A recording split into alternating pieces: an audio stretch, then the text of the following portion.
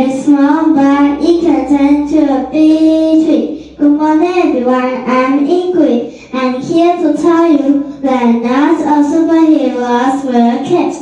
Sometimes they're just kids like you and me. I am telling you a story about how I discovered my superpower in the monster party. When I was a first grader, one day during snack time, I saw my classmate Dora looking really hungry and had my favorite sandwich that time. And I remember what my mom always said, sharing is caring. So I decided to share half of it with her. She smiled softly and said, "Thank you." You said smile. Later, she gave me a little note that said, "You're my hero." That moment of showing wasn't just about food. It was about showing that there was alone, that someone cared. So the action of that stick.